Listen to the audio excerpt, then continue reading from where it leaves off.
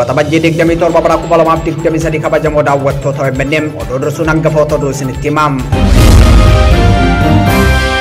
Adde Burtukaan miidhagsaa bara bulchiinsa isheetti nama siyaasaa taatee osoo jirtu seenaa filannoo biyyattii keessatti gumaacha walxaa'aa ta'ee gumaachitee jirti jedhame. Abbootiin gadaa godina Arsii lixaa kanneen bultii raawwatanii fi gochoota dubartootaa fi daa'imman miidhan jiran 24 irratti tumaawwan seeraa haaraa tuman. Ajjechaan aartistii gameessaa Haacaaluu Hundeessaa irratti raawwatame haqa osoo hin argatin yaadannoo waggaa sadaffaa isaa yaadatamaa jira. Waldaan ogeessota seeraa Oromoo idil addunyaa hooggantoota ABO seeraan alaa waggoota 3 darbaniif mana hidhaatti ukkaanfamaa turan akka ba'aniif yaaliin gochaa turre milkoofne jedhe. Naannoo Oromiyaatti sababa siyaasaatiin tasgabbiin dhabamuun sirna barnootaatti gufuu ta'uun isaa ibsame. Qonnaan bultoonni naannoo Oromiyaa godina Shawaa Lixaa fi Shawaa Kibba Lixaatti rakkoo hamaaf saaxilamaa jiraachuu OMN dhagahe. Oromiyaa iddoowwan adda addaatti humnoonni mootummaa namoota nagaa ajjeesuu fi hidhuu cimsanii itti fufuu maddeen himan. Artisti Haloo Daawwee dhibeen isaanitti cimee hospitaalatti yeroo lammataaf deebisanii jiraachuu OMN maatirraa odeeffate. Dhaabbanni mootummoota gamtoomanii gaanfa Afrikaatti namoonni miiliyoona 60 gargaarsa atattamaa akka barbaadan dhaabbilee gargaarsa namoomaa hubachiise. Dubbii pirezidaantiin duraanii Ameerikaa Barack Hussein Obaamaa musliimoota Indiyaa irratti dubbatan mootummaa biyyattii mufachiise. Kabajamtoota daawwattoota OMN kun hangafoota oduutii guutuun oduu har'aaf qopheeffannetti aanee dhiyaata.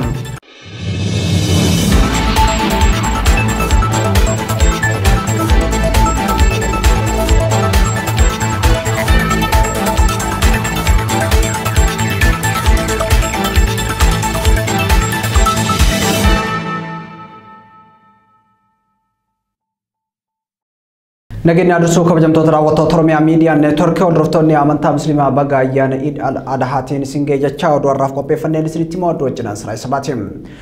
Oduu keenya jalqabaatiin Adde Burtukaan miidhagsaa bara bulchiinsa isheetti nama siyaasaa taatee osoo jirtu seenaa filannoo biyyattii keessatti gumaacha walxaa'aa ta'ee gumaachitee jirti jedhameeti jira.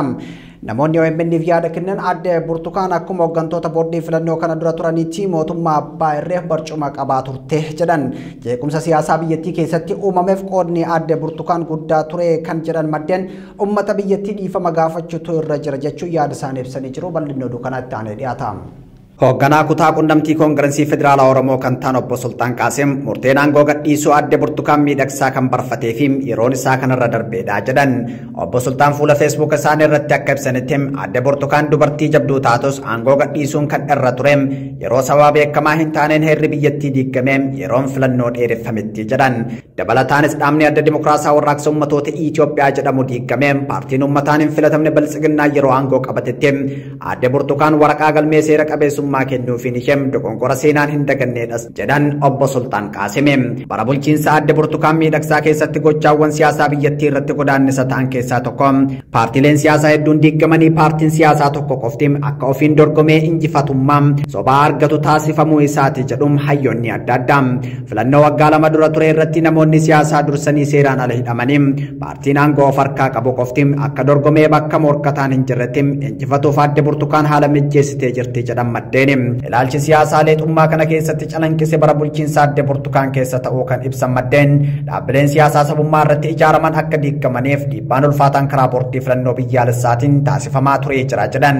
Namni kan biraa haalicha irratti yaada isaa kenne ammoo daayireektara OMN duraanii obbo Girmaa Guutamaati. Obbo Girmaa Guutamaa akka jedhanitti Adde Burtukaan seektara hoogganan da'eeffatanii lola waliinii kaaba biyyattii keessa ture akka ho'uuf gumaacha taasiftee jirti jedhan. Paartii itti gaafatamummaa lammiilee isaa bakka hin qabneef beekamtii kennuun itti hin dorgomin akka injifatuuf haala mijeessitee jirti jechuun Adde Burtukaan miidhagsaa qeeqaniitii jiru. Yaadonni gamaa fi gamanaa dhagamaa jiran kunneen walitti qabduun boordii filannoo biyyaalessaa Itoophiyaa Adde Burtukaan aangoo gadhiisuuf waraqaa galfachuu isaanii hordofeeti. Abbootiin gadaa godina Arsii lixaa kanneen bultii raawwatanii fi gochoota dubartootaa fi daa'imman miidhan jiran 24 irratti tumaawwan seeraa haaraa tuman. Tuma seeraa gadaa kana kan tumame godina Arsii lixaa aanaa Kofaleetti yoo ta'u miidhaan dubartootaa fi daa'imman irratti gahuu dabalaa dhufu daa'imman abbaa haadha hin qabne baay'atuu fi karaa irratti gatamu akkasumas beekamtii maatii malee akka feeteen heerumuun dabalaa dhufu irraa kan ka'e seerri gochoota kana dhoowwan tumameetii jira. Gochoonni aadmalee fi safuu hawaasaa cabsan kun akka hafaniif aanaa Kofalee irraa bakka jiraattonni gandoota jaha argamanitti seerri kun tumamuun lallabame. Tumaaleen haaraa tumaman walii galatti 24 ta'uu waajjirri kominikeeshinii aanichaa dabalatee miidiyaaleen garaagaraa gabaasuu irratti argamu. Haaluma kanaan namni buttaa raawwatee fi dubartii dirqiin gudeede loon torba akka adabaman tumameetii jira. Namni ijoollee durbaa umrii malee heerumsiisee adabbii loon 2, namni miidhaa qaamaa fi qorqalbii daa'imman irraan ga'e loon 15, namni qabeenya daa'imman haadhaa fi abbaa hin qabne saame loon 7, namni osoo beekuu fira isaa waliin gaa'ela raawwate loon 7, fuudhaa fi heerumaa ala namni ulfaa'e yookaan ulfeesse loon 7 akka adabaman tumameetii jira. Namni haadhaa fi abbaa isaa arrabse daadhii dugdatti baatee uwwisa waliin fidee haadhaa fi abbaa mataa dhungatee araarama jechuunis labsaniitii jiru. Ajjechaan artistii gameessaa Haacaaluu Hundeessaa irratti raawwatame haqa osoo hin argatin yaadannoo waggaa sadaffaa isaa yaadatamaa jira. Waxabajjii 22 bara 2023 irraa jalqabee hamma waxabajjii 29 bara 2029tiin torbaan Haacaaluu Hundeessaa jedhamuun sirnoota garaagaraatiin kabajamaa jira. Adeemsi qorannoo yakkaa fi adeemsi kenniinsa murtii haqaa artistii Haacaaluu Hundeessaa hokkaamsuu keessatti shoora olaanaa taphatee jira jedhamuun qeeqamaa jira. Waggaa sadaffaa yaadannoo ajjeefamuu Haacaaluu Hundeessaa sababeeffachuun gabaasa bal'aa qopheessineeti jirra. Anummata kiyyaaf qaalii beekta akkas jedhee nama mootummaan Dr. Abiy Ahmed bituu hin danda'u.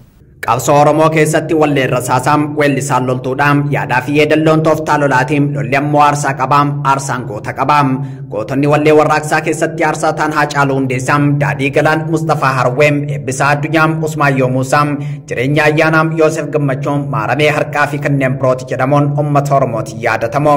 Weellistoota walleen qabsaanii uummata dammaqsan keessaam artistii Haacaaluu Hundeessaa riqicha ragaa waamaam, riqicha dawaa guddaa isa Finfinnee jiruum. Namni seenaa yoo dabses lafti seenaan jijjiiru jechuun mirga uummata Oromoo qofa osoo hin taane seenaa Oromoo deebisuuf qabsoo taasise. Artistii Haacaaluu Hundeessaa waxabajjii 29 bara 2020 Finfinnee kutaa bulchiinsa Qaaqee bakka addaa koondoomineemii Galaan jedhamutti rasaasaan dhahamee ajjeefame. Ajjecha artistii Haacaaluu Hundeessaa waliin wal qabatee iccitii jiruun beektii fi hirmaannaa qabaachuun kan shakkamtu Laamroot Kamaal yeroo artistii Haacaaluu Hundeessaa ajjeefamuu bira jirti turte. Haacaaluun rasaasaan kan dhahameen karaa mirgaa imaltuun taa'uun karaa saniin ammoo kan ta'e Laamroot Kamaaliin gama biraan erga artistii Haacaaluu Hundeessaa rukutame Laamroot Kamaaliin iyyineen birmannaa hin gaafanne amma dhigni keessaa dhumutti eegdee hiriyoota isaatiif bilbiltee kanaaf yakkamtuudha jechuun akka to'atamtu uummanni Oromoo gaafataa ture. Bakka ajjechaa san kan ga'e gaafatamaan tika magaalaa Finfinnee yeroo san Yohaannis Mitikkoom Laamroot Kamaal akka hin to'atamne taasise jedhamuun komatama. Laamrootis ji'ootaaf achi buuteenis osoo hin beekamin turte. Adeemsi qorannaa yakkaa fi kenniinsa murtii dhaabbilee haqaa Itoophiyaa haqa weellisaa kana awwaalee jira jedhamuun uummata biyyattiitiin komatamuu irratti argama. Haqni madaallii nagaa madaalawaa ta'eedhaan jaarmiyaa ammayyaa keessatti haqni bu'aa walitti qabama hojmaataan qajeeltowwan walabummaan qulqullina dhaabbileen ogummaa guutuu fi olaantummaa seeraati. Manni murtii olaanaa federaalaa Ramaddii Lidataa dhaddacha shororkeessummaaf dhimmoota heera mootummaa namoota ajjecha artistii Haacaaluu Hundeessaatiin himataman irratti murtee akka dabarsee waggoonni 2 darbaniitii jiru. Manni murtichaa balleessaa isaanii mirkaneessee jira jechuun namoota itti murteesse keessaa himatamaa tokkoffaa Xilahuun Waamee, himatamaa lammaffaa Kabbadaa Gammachuu fi himatamaa sadaffaa Abdii Alamaayyooти. Manni murtii ragaalee sanadaan dhiyaatan qoradhee jira. Ragoota abbaan alangaa dhiyeessee waaqii fi amantii himatamtootaa akkasumas ittisa himatamtootaa dhageeffadhee jira. Falmii bitaa fi mirgaa ilaalcha keessa galchee jira jechuun murtee kenne jedhus murteen sun fudhatama hin arganne.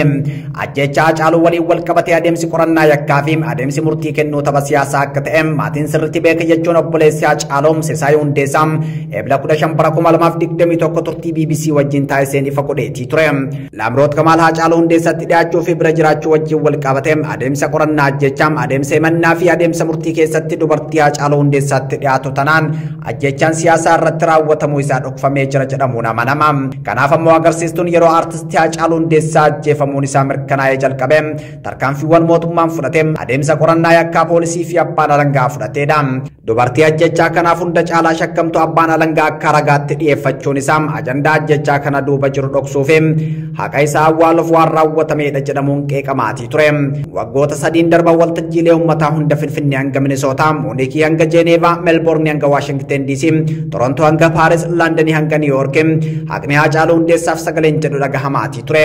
OMN bara 2021 Waxabajjii 29 guyyaa Haacaaluu jechuun moggaasuuf faawundeeshiniin isaa badhaasa muuziqaa qopheessu hordofe. Guyyaan kun uummata Oromoo biyya keessaa fi biyya alaa biratti guyyaa Haacaaluu ta'uun beekamaa dhufeetii jira. Waxabajjii 29 bara 2023 OMN guyyaa Haacaaluu Hundeessaa waggaa sadaffaa kabajuuf qophiilee barbaachisan xumureetii jira. Afaan cunqurfamoota OMN dhokata ifa goota OMN. Hawaasa Oromoo Ameerikaa kutaa bulchiinsa Siyaatil jiraatan maraaf. Hawaasni Oromoo Ameerikaa kutaa bulchiinsa Siyaatil adoolessa 8 bara 2023 waaree booda sa'aatii 2 irraa jalqabuun sagantaa tumsa OMN fi marii hawaasaa qopheessanii isin eegaati jiru. Deeggarsa miidiyaa walabaa fi sagalee cunqurfamtoota OMN marii hawaasaa kana irratti uummanni Oromoo Ameerikaa kutaa bulchiinsa Siyaatil daandoo ishii jiraatan martuu affeeramtanii jirtu jedhu koreen qindeessituu sagantichaa. Keessummoonni sagantaa kana irratti argaman Daayirektarii olaanaa OMN Dajanee Guutama, miseensa boordii OMN Dr. Ahmad Galchuu fi Sheek Adam Kabiraa yoo ta'an, gaazexeessitoota gameeyyii OMN Asiyaa Muhammad, Tasfaayee Aminaa fi Mahadii Junaydii sagantaa tumsa miidiyaa walabaa fi marii uummataa kana irratti ni argamu. Teessoon teenya 3515S Alaska Street, Seattle. Odeeffannoo dabalataatiif lakkoofsa bilbilaa kanaan koree qindeessituu sagantichaa dubbisuu dandeessu. OMN utubuun sabboonummaa Oromoo utubuudha. Koree qindeessituu sagantichaa Siyaatil USA. OMN Kaleeshalle akarrattu ndoofte dhugaa qabde kanattu milkoofte miidiyaa haqa daandii kee kacaalu agarra kaayyoo kee furmaata finne si deeggarra har'a si deeggarra boruu si deeggarra yoomuu si deeggarra. Oduu keenya ittaanu waldaan ogeessota seeraa Oromoo idil addunyaa hooggantoota ABO seeraan ala waggoota 3 darbaniif mana hidhaatti ukkaanfamaa turan akka ba'aniif yaaliin gochaa turre milkoofne jedhe. Adeemsa seeraa hordofee ta'uu baatus Komishiiniin Poolisii Oromiyaa namoota kana gara mana murtiitti dhiyeessuun himannaa abbaa alangaa kufaa ta'uun onkoloolessa 30 bara 2021 bilisaan manni murtii geggeessus sababa hin beekamneen hidhaa turuu isaan ibseeti jira. Hooggantoota ABO karaa nagaa fi heera mootummaa kabajuun siyaasaa biyyattii keessatti hirmaachuuf Asmaraa gara biyyaa galan keessaa 7 Waxabajjii 30 bara 2020 to'annaa jala oolfamuun yakka malee mana hidhaatti ukkuramaniiti jiru. Mootummaan Itoophiyaa waliigaltee fi eegumsa mirgaa namoomaa idil addunyaa jaallatee mallatteessee fi qaama heera biyyattii taasisee labsii itti baasee cabsee jira jedha ibsi kun. Naannoo Oromiyaatti namoota mana murtii bilisaan akka gadhiifaman murteesse maaliif akka gadi lakkisuu hin barbaanne waldaan kun Komishinii Poolisii Oromiyaa irraa deddeebiin gaafatus deebii kennuuf ayyamamaa miti jedhe. Sababa tokko malee lammiilee yakka irraa bilisa ta'an murtii malee mana hidhaa keessatti ukkaanfamaa turuu ibsicha addeessiiti jira.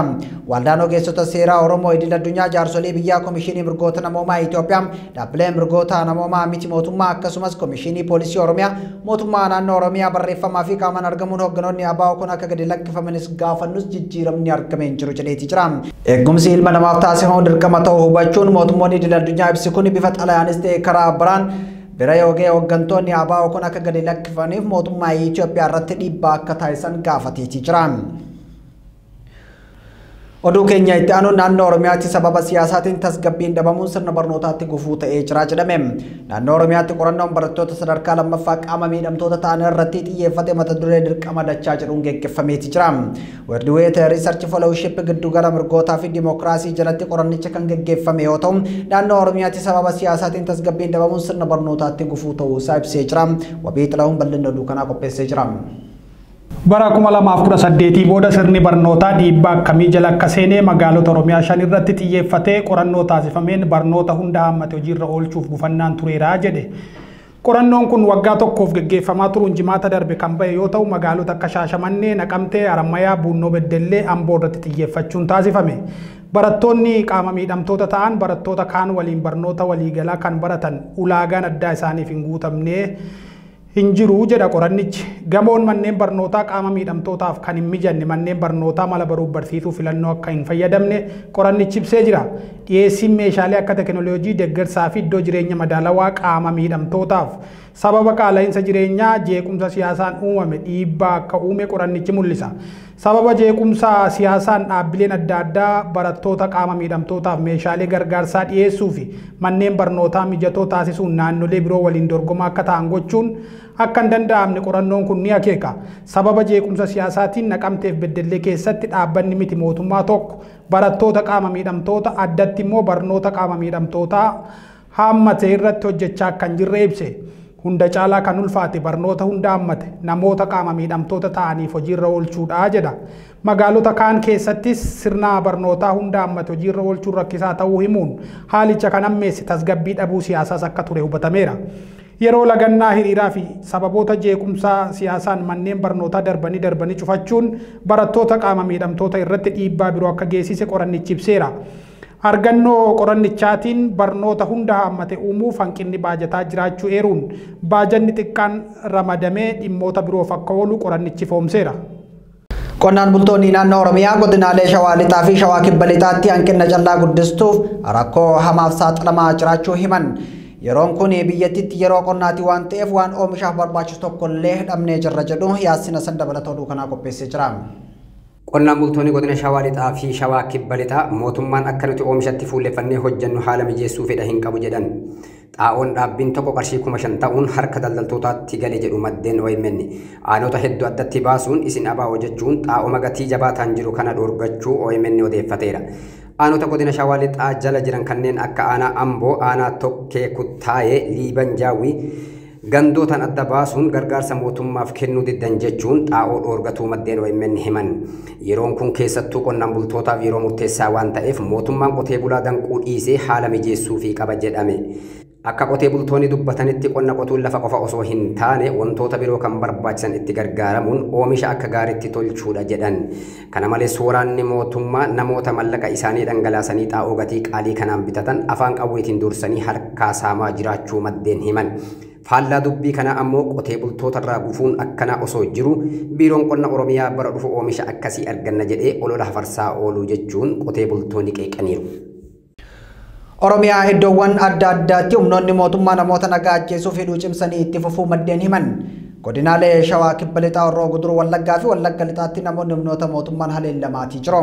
Sababa dararaa humnoota mootummaa kanaan uummanni shororkaa hin malleef saaxilamaatii jira. Wabii Xilahuun bal'inni oduu kana akka itti aanutti isinitti himamu.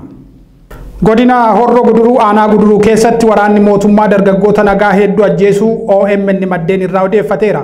Aanaa Guduruu Tulluu Habiib naannoo muka qeerroo jedhamutti dargaggoonni nagaa hedduu lakkoofsiif maqaan isaanii adda hin baane waraana mootummaan ajjeefamaniiru jechuun maddeen OMN itti himan. Nama obbo Taayyee Xilahuun jedhamu jalaa nama tokko, Tashoomee Tufaa jalaa nama lamaa fi dargaggoon Nagaroo Jabeessaa jedhaman warra ajjeefame keessaa ta'uu maddi keenya kun hima. Warra ajjeefame keessaa barataa yuunivarsiitii maatii bira galee jiru ajjeefamuu himuun dargaggeessa kan jedhame waraanni mootummaa bira darbaa waan hin jirreef eenyu akka ajjeefameef hafe adda baasuun ulfaataadha jedhan. Dheengaddaaf kalees ajjeechaan itti fufee jira reeffi hin kaane jechuun naannichatti waraana bilisummaa Oromoo fi waraanni mootummaa lola jabaa geggeessaa jiraachuu Oromiyaa Miidiyaa Neetwoork odeeffatee jira. Godina Wallagga Lixaa aanaa Hoomaattis waraanni mootummaa shamarran gudeeduun rakkoowwan adda addaaf saaxiluu jiraattonni OMN itti himan. Waraanni mootummaa afaan hin beeknee fi gara jabeeyyii ta'an naannichatti bobbaafaman jiran shamarran dirqisiisanii gudeeduu fi fudhatanii akka bakka hin beekamne geessaa jiru jedhame. Yoo shamarran didan waraana bilisummaa Oromoof nyaata geessita isaan waliin hidhata qabda jechuun yoo doorsisan shamarran lubboof baraaruuf dirqisiifamanii waliin ciisuu jedhan. Maatiin shamarran keenya nu biraa fuudhanii deemuun akka fedhan godhu jechuun dararaa suukkanneessaa waraanni mootummaa kun geessisaa jiru balaaleffatu. Shamarran waraana mootummaa kanaan gudeedaman maqaan isaanii caqafamuu akka hin qabne maddi keenya Oromiyaa Miidiyaa Neetwoorkitti himeera. Godina Shawaa Kibba Lixaa aanaa Qarsaa Maallimmaa iddoo Qamaxxee jedhamutti dargaggoo Ashabbir jedhamu mana isaatii qabanii gara magaalaa Gibsoo fiduun sababa tokko malee ajjeesuu maddeen OMN himan. Dargaggoo Ashabbir qonnaan bulaa yoo ta'u waxabajji 21 bara 2023 ajjeefame. Oduu hospitaala Rift Valley Adaamaa jirurraa arganneen artist Haaloo Daawwee dhibeen itti cimee hospitaalatti yeroo lammataaf deebisanii jiraachuu OMN maatirraa odeeffate. Artist Haaloo Rift Valley Adaamaatti yaalamaa kan turte erga gara manaa galtee booda dhibeen sadarkaa ulfaataa irra waan ga'eef wal'aansaaf hospitaalatti deebiteetii jirti. Artist Haaloo Daawwee sadarkaa baay'ee ulfaataa irra waan geesseef uummanni Oromoo bifa danda'uun akka bira dhaabbannu waamichi dhiyaatee jira. Dastuu Ahmed bal'inna oduu kana qopheessitee jirti. Hangafa aartii Oromoo artisti Haaloo Daawwee yeroo ammatti deeggarsa hatattamaa uummata isii irraa barbaadaa jiraachuu namoonni bira jiran OMN itti himan. Artisti Haaloo Daawwee dhukkubsattee hospitaala Rift Valley Adaamaa keessatti erga yaalamaa turteen booda gara manatti galchuun guyyoota booda hospitaalatti deebisuu maddeen himanii jiru. Artisti Haaloo qaamni isaanii yaalii baqaqsanii hodhuuf ga'umsa akka horatuuf doktoronni guyyoota 10 manatti tajaajila akka argattuuf gara manaa akka geeffamtu taasisanii turan. Haa ta'u malee erga manatti galchanii booda dhibeen isaanii itti hammaatuun mana yaalatti deebisuu isaanii maddeen himanii jiru. Artisti Haaloo Daawweedhaa dhukkubaa fi daadarkaa garaagaraatiin hospitaala seentee guyyoota 6 ol hospitaala Rift Valley kan magaalaa Adaamaatti walla nama eega turteen booda ammallee saniin booda immoo baqeqsanii hodhuu yaalli baqeqsanii hodhuu akka gaggeeffamuuf doktoroonni ajajanii guyyoota 10 manatti deebitee tajaajilamtee saniin booda akka godhamuuf kan dubbatanii gara manatti galchine. Hawaasni Oromoo warri qaamaan bira jiraatanis ta'e kan deemtanii ilaaluudhaaf hiree qabdan waan daddaamuun cinaa dhaabbatuun qorqalbii nama jabaa kanaa eeguun dirqama Oromummaa baachuudhaa jedhan namoonni isii biratti argaman. Artisti Haaloo Daawwee fakkeenya sabboonummaa Oromoo waan taateef birmachuufiin akkaan barbaachisaa akka ta'e himanii jiru. Dhibeen isii baay'ee ulfaachaa waan jiruuf uummanni Oromoo alaaf keessaa gaa akka deeggarsa isiidhaaf godhanii eessatti yaaluun akka barbaachisu murteessanii yaala isiidhaa guutuu akka gaggeessan nutis gamanmaadhaan. Weellistuu gameettiin wallaansa gahaan akka taasifamuuf uummanni Oromoo bal'aan biyya keessaa fi biyya alaa deeggarsa taasisuu akka qabu waamichi dhiyaatee jira. Dhaabbanni mootummoota gamtoomanii gaanfa Afrikaatti namoonni miiliyoona 60 gargaarsa hatattamaa akka barbaadan dhaabbilee gargaarsa namoomaa hubachiise. Sagantaan nyaataa addunyaa naannoo Somaalee Itoophiyaatti gargaarsa raabsuu itti fufee jira. Yaasiin Hasan bal'ina isaa isinitti himama. Gaanfa Afrikaatti wallabdee haala qilleensaatiin gatii nyaataa ol ka'uu fi kufaatiin diinagdee mudachuun dubbatame. Bara 2023 keessa daa'imman umriin isaanii waggaa 5 gad ta'an gara miiliyoona 5 hanqinni nyaataa cimaa akka isaan mudatu tilmaamamee jira.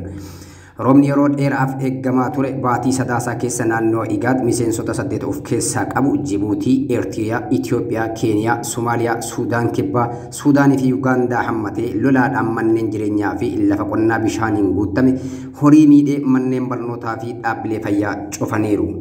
Bu'aan isa kana keessaa argame hanga ammaatti gaanfa Afrikaa guddicha keessatti weerarri dhukkubaa gabaafame isa olaanaa ture. Irra deddeebiin taateewwan haala qilleensa hamaa ta'an waliin kallattii wal qabsiisuu akka danda'u dhaabbanni fayyaa addunyaa ibseera. Yaaddoon haala qilleensaa ji'oota dhufan keessatti wabii nyaataaf furtuudha jechuun ejensiin nyaataa fi qonnaa dhaabbata mootummoota gamtoomanii FAO'n ibsa gaazexeessitootaaf Jenevaatti kenneen ibseera. Akka dhaabbanni qonnaa addunyaa jedhutti investimentiin akka bishaan roobaa sassaabuu biyyee fi bishaan kunuunsuu yookiin midhaan gogiinsa dandamachuu danda'u fayyadamuu fi sanyiiwwan naannootti akka argaman mirkaneessutti rakkoolee mudatan tilmaamuu fi salphisuutti ce'uun barbaachisaa ta'uu ibseera. Dargaggoota ijaaranii keessatti hirmaachisuun hawaasa guddisuu akka danda'u ejensiin dhaabbata mootummoota gamtoomanii kun hubachiiseera. Namoonni miliyoona 60 ta'an kanneen nyaata baay'ee dhaban kun dubartoota umriin isaanii wal hormaata keessa jiru miliyoona 15 ol, shamarran dargaggoota miliyoona 5.6 fi dubartoota ulfaa miliyoona 1.1tti dhihaatan kan hammatudha jedhame. Hanqinni nyaataa haadholii ulfaa fi harma hoossan balaaf saaxiluun marsaa jireenyaa guutuu hawaasa keessatti rakkoo babal'isa jedhameera. Oduu keenya xumuraatiin dubbiin pirezidaantiin duraanii Ameerikaa Barack Hussein Obama musliimoota Indiyaa irratti dubbatan mootummaa biyyattii mufachiise. Hooggantoonni dhaaba biyya bulchuu Indiyaa pirezidaantii duraanii USA Barack Obama yaada qabiinsa mirga musliimoota Indiyaa irratti kennaniif komataniiti jiru. Obamaan gaafii fi deebii torban darbee tamsaasame irratti Indiyaan mirga uummata lakkoofsaan xiqqaa hin kabaju taanaan diigamuu jalqabdii jedhanii jiru. Obsa Ridwaan bal'inna oduu kana akka itti aanutti qopheessee jira. Sagantaa CNN Kiristiyaan Amanpuur irratti kan dubbatan pirezidaantiin Ameerikaa duraanii Barack Hussein Obamaan pirezidaantii USA Baiden dimokiraasiiwwan walabaa hin taane waliin akkamiin hojjechuu qabu gaafii jechuuf deebii yeroo laatan kana dubbatan. Yaada kana wayita kannan ministeerri muummee Indiyaa Neeraandiin Moodiin daawwannaa hojiitiif USA turan. Moodiin pirezidaantii USA Joe Biden haala owaadhaan simatamanii wayita haawusitti afeerraa irbaata miidhagaan taasifameef ture. Moodi yaa'ii koongireesii Ameerikaa irrattis dubbatanii turan. Obaamaan yaada mootummaa Indiyaa kan hin gammachiifne kana kan dubbatan Moodiin koongireesii USA'f haasawaa gochuudhaan duratti. Barabbaalli USA bulchuudhaan harkaa kan qaban Obaamaan michuu gaarii Indiyaatti turan. Yaada isaanii falmisiisaa kanan mootummaan Indiyaa mirga musliimotaa baay'inaan lakkoofsi isaanii xiqqaatee akka kabajuu qaban jeeti turan. Pirezidaantichi ministeera muummee Moodii waliin wal arguudhaan yoo ta'e biyya baay'inaa warri Hindii caalaa keessatti muslimtoonni lakkoofsaan muraasa ta'an mirgi isaanii eegamu itti kaasanii dubbachuus qabu. Ani osoo ministeera muummee Moodii kaniin sirriitti beekee dubbisu ta'e yaadni itti morku tokko mirga sablammiilee lakkoofsaan xiqqaa hin kabajan yoo ta'e yeroo wayii tokko irratti Indiyaan hiree gargar diigamuu ni qabdi kan joosjaan. Kun ammoo fadhii Indiyaa akka hin taane dubbatan. Ministeerri maallaqa Indiyaa Nirmaalaa Sitaraamaan kana paartii muummee ministeera Moodiirraa kan ta'an dilbata yaada miidiyaaleedhaaf kannaniin dubbiin Obaamaa kanaan rifachuudhaan dubbatan. Biyya isaanii wal danda'uu amantaa akka hin komatnes akkasittis Obaamaan bara pirezidaantii USA turetti biyyoonni muslimootaa hedduu qaban akka Siriyaa fi Yemen boombii USAtiin haleelamanii turanii jechuun dubbatan. Ministeerri ittisa biyyattii Raajnaat Singh ammoo yaada wiixata kaleessaa kannaniin Indiyaan sababa amantaa isaaniitiin namoota miidhaa irraan geesse hin qabdus jaan. Itti dabaluunis namoonni mirga ummataa lakkoofsaan xiqqaan Indiyaa keessa jiraatanitti yaada yookaan biyya muslimni hammam akka haleellaa yaaduu qabus jaan. Kabajamtoota daawwattoota Oromiyaa Miidiyaa Neetwork oduun galgala kanaaf qabannee kana fakkaatu qophiileen Oromiyaa Miidiyaa Neetwork itti fufuu gama kiyyaan turtii gaarii.